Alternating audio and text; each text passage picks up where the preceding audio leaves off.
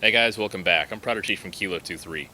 About 2-3 years ago now, it's actually been quite a while, I got into the GoPro game. I picked up a GoPro Hero 3 White, and ever since I've been really happy with it. I never go airsofting without it. I have it running for every second of every game I play, and I get as much footage as I can with it. I've been super happy with it. For $200, it's one of the better airsoft investments I've ever made, to be honest. Being able to capture gameplay footage and show it on YouTube to everyone, show it to your friends, and just having another camera around to quickly go and get footage really easily is a huge plus. Now right now I've got the Sportsman's mount. It's attached to my VFC barrel here. And you're thinking, okay, it's not on your head. What's going on? I picked up a second camera. This is the GoPro Hero Session, and I've got it actually strapped to my head strap here. And I'm going to be using this as my primary camera that I have in my head. I'm going to be swapping to putting the GoPro Hero 3 White on my gun now. So we're going to be checking out the GoPro Hero 4 Session here. I recently picked this up at my local Best Buy, and so far I've been pretty happy with it. Obviously, being a Hero 4 and this being a Hero 3, it does have some new features. So I want to talk about those real quick and kind of talk about how my setup is going to be now that I'm swapping to 2 cameras instead of just 1.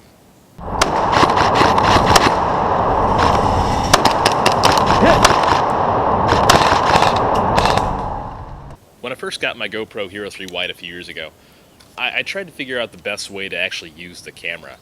It's just not obvious sometimes when you buy a camera. You're like, okay, how do I want to record gameplay footage? Do I want to put it on my gun? Do I want to strap it to my chest? Do I put it on my head?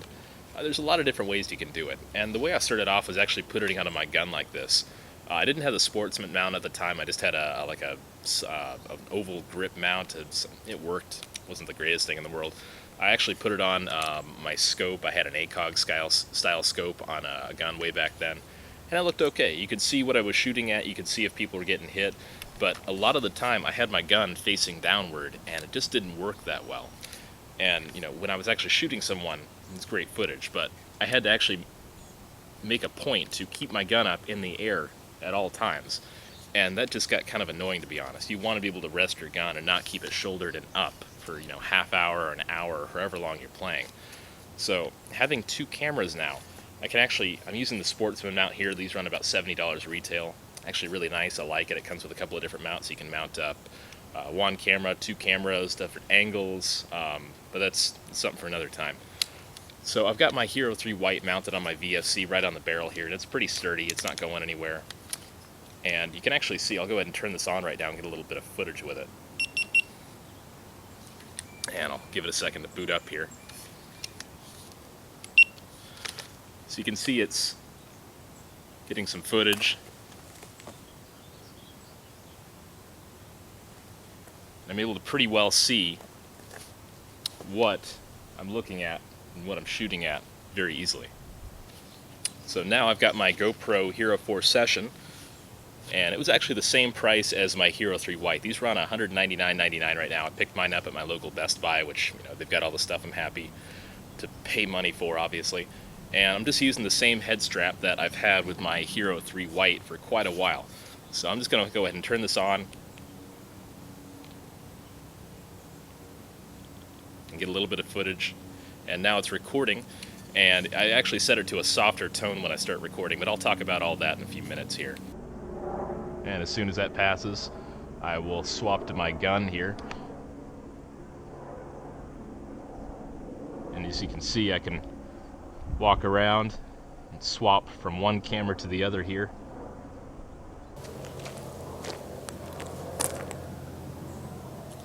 And I'm going to go ahead and shut my camera off. Alright, that's shut off. And I've got my Hero 3 White not recording anymore, and I'll go ahead and shut that off as well. So for me, it's actually really easy. The GoPro Hero 4 Session, you just hit the button and it starts recording. There is no need to turn it on and then hit it again to record like the Hero 3 White. So in that respect, it's just kind of a fun, grab-and-go, quick, easy-to-use camera. Now, there are a lot of things I like about the Hero 4 Session, and a few things I don't like, and obviously we'll touch on that here in just a second.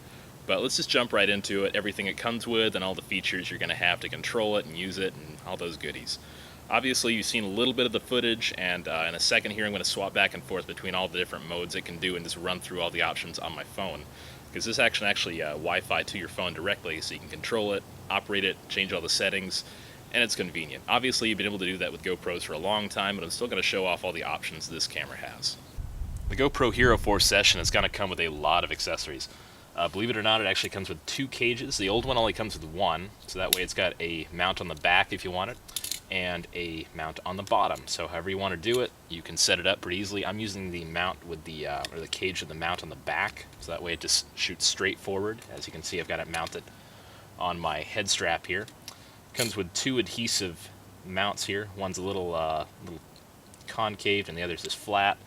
It is actually really strong adhesive. I've had mine sitting in my car for almost 3 years and it's never had an issue. I can try to rip it off, but it's actually very, very stuck on there. And it comes with 2 mounts. One is stationary and the other actually is very tight, and you can swivel it a little bit here. And these will come with these little rubber backings so that you can actually clamp it in and it won't come out. You lift this up and you can push the 2 tabs in. So really convenient, and definitely an upgrade from the older white version mounts that I got a long time ago. Now for accessing all the connections on here, there's only really 2 connections. One is the power. It's a micro USB, so you can get an external battery pack and charge this on the go if you want to, which is probably what I'll end up doing, because the battery only lasts about 2 hours on this, as what the box says at least. Chances are if you're shooting at a higher resolution or frame rate, it'll probably last less, maybe an hour and a half. So that's really not a lot for a GoPro. My Hero 3 White I could get 2.5 or 3 hours out of very easily. So an external battery pack is probably a good idea. You've got your micro SD card slot on the bottom here. I'm running a 64 gig at 80 megabits read speed, which is about, I think, 70 write speed, which for this is more than enough. It's like $18 at Best Buy, so I picked that up and I'm quite happy with that. There's a waterproof trapdoor, and of course the whole camera is waterproof up to, I believe, is about 100 feet or so. If I'm mistaken about that, please say so, but obviously I'm probably not going to take this underwater ever. The only place I'd be taking it that's watery is, Washington, actually, because it does rain here quite a bit. Now, the Hero Session itself only has 2 buttons on it. The record button, which when you press it will automatically turn the camera on and start recording. And it may take a second. And I've got the beep down low. I'll turn it up here in a bit. And as you can see, it's recording here. If I press it again,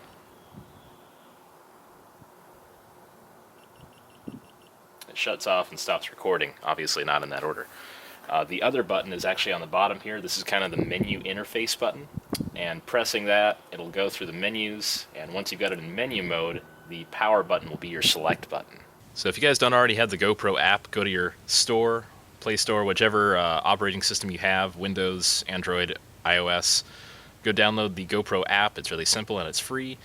Then obviously give your GoPro a name once you've got it connected, and give it a password. I called mine Heretic Hero because I am a absolute Halo nerd and a lot of you guys know it. So I already got that connected here. Yes, I have a Windows phone, but it doesn't affect how the app works at all. So I'm going to go home. I'm going to open my GoPro app. Takes a second to load. Searching for camera. Sometimes this can take a minute. Depends on how cruddy the Wi-Fi is in your area, and obviously your phone.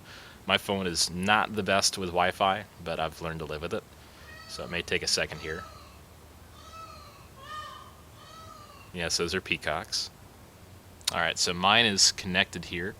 You can see it's turned the screen on remotely. And right now it's searching for camera, even though it's already found it.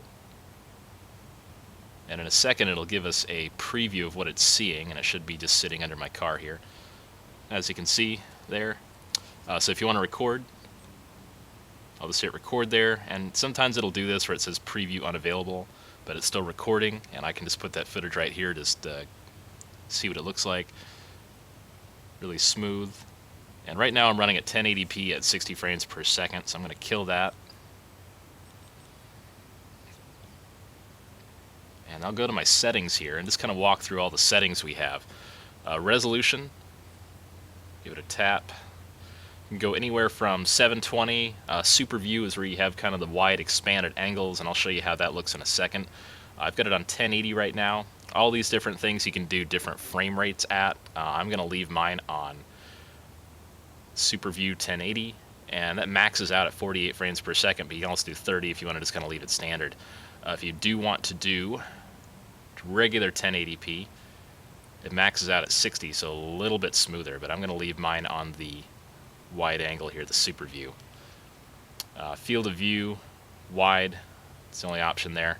Low light, I usually leave mine auto. A couple of these settings I'm not super familiar with, so I'm not going to play with them too much. And a lot of these settings, like megapixel, that's for the camera. You can do 5 or 8. I'm going to leave it on 8 in case I ever want to do some pictures.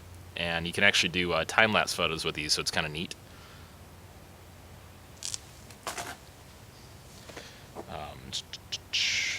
LED blink I have turned off because I've actually had people find me in the woods because of my blinking light on my Hero 3 White, so I always leave that turned off. My beep was on 40, you could barely hear it. I'm actually going to turn it up to 70, and you can also turn it off as well. Default mode, I'm leaving it on video. You can just turn it on your different modes here if you want to power it up and start with that. Video format, I leave mine on NTSC.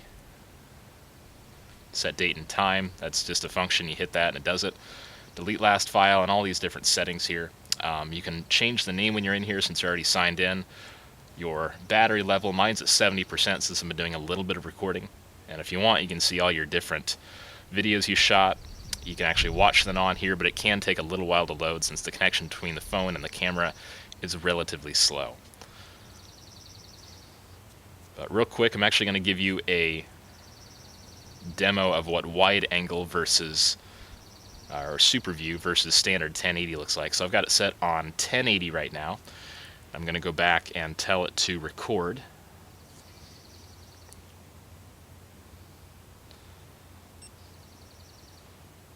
You can see my gun here. I've got it leaned up. I'll put it back and I'll stop recording. Then I'll go back here and turn on super view. Go back.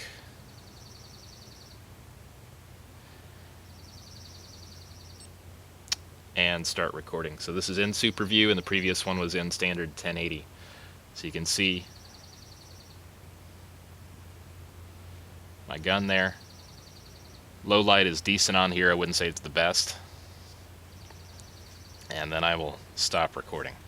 So right now the GoPro Hero 4 session is running about $199.99. You can pick it up at a lot of places. All the major Airsoft stores carry it. Your local Best Buy, Walmart, Target, all the major retailers locally are going to carry it as well. For the money, it's not bad, and it comes with really everything you need to get going. If you're going to be mounting it on your gun, you can use the adhesive pads. If you want to go get a different mount or something like I did, I got the Sportsman's mount, and that was about $70.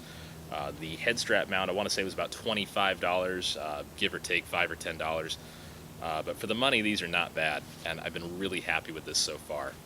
If I have to give this a grade, which I always do, of course, I'm going to give this a solid 8. I'm really happy with it. I think it's exactly what I need just to get something on the go. It's an inexpensive camera, and having a second camera is really, really worth every penny.